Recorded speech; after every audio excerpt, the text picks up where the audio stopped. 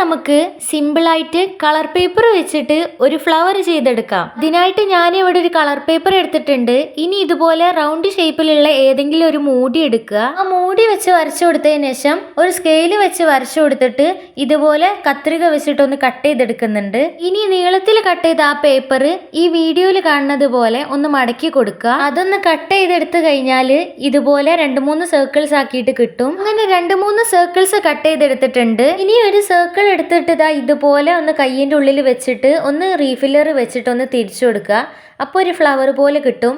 ഇതുപോലെ കയ്യിൻ്റെ ഉള്ളിൽ വെച്ചിട്ട് തിരിച്ചു കൊടുത്താൽ ഒരു ഫ്ലവർ ഷേപ്പിൽ കിട്ടും. അങ്ങനെ എല്ലാ സർക്കിൾസും ഇതുപോലെ ഒരു ഫ്ലവറിന്റെ ഷേപ്പിലാക്കി എടുത്തിട്ടുണ്ട്. ഇനി ഒരു വൈറ്റ് പേപ്പർ എടുത്തിട്ട് ഇതുപോലെ ഒന്ന് ചുരുട്ടി കൊടുക്കുന്നുണ്ട്. എൻ്റെ അടുത്ത് ഗ്രീൻ പേപ്പർ ഇല്ലാത്തതുകൊണ്ടാണ് ഞാൻ ഈ വൈറ്റ് പേപ്പർ വെക്കുന്നത്. നിങ്ങളുടെ അടുത്ത് ഗ്രീൻ പേപ്പർ ഉണ്ടെങ്കിൽ നിങ്ങൾക്കത് യൂസ് ചെയ്യാം. ഇനി നമ്മൾ ഉണ്ടാക്കിയെടുത്ത ഫ്ലവർ ഇതുപോലെ ഓരോന്നായിട്ട് ഈ സ്റ്റെമ്മിന്റെ മുകളിലേക്ക് പശ തേച്ചിട്ട് ഒട്ടിച്ചെടുക്കുന്നുണ്ട്. ഓരോന്നും പശ തേച്ചതിന് ശേഷം റീഫില്ലറിന്റെ മുകളിൽ ഇതുപോലെ ഒന്ന് വെച്ചിട്ടാണ് കുത്തിയിട്ട് ഒട്ടിച്ചു കൊടുക്കുന്നത്. അങ്ങനെ എല്ലാ പേപ്പറും ഇതുപോലെ ഒന്ന് ഒട്ടിച്ചു കൊടുത്തിട്ടുണ്ട്. ഇനി ആ സ്റ്റെമ്മിന്റെ മുകളിൽ ഒരു ഡാർക്ക് ഗ്രീൻ കളറും കൂടി കൊടുക്കുക. പെയിന്റും കൂടി അടിച്ചു കഴിഞ്ഞപ്പോൾ നമ്മുടെ ഫ്ലവർ ഇവിടെ റെഡി ആയിട്ടുണ്ട്. എങ്ങനെയുണ്ടെന്ന് കമന്റ് ചെയ്യുക. ഇഷ്ടമായാൽ ലൈക്ക് ചെയ്യുക.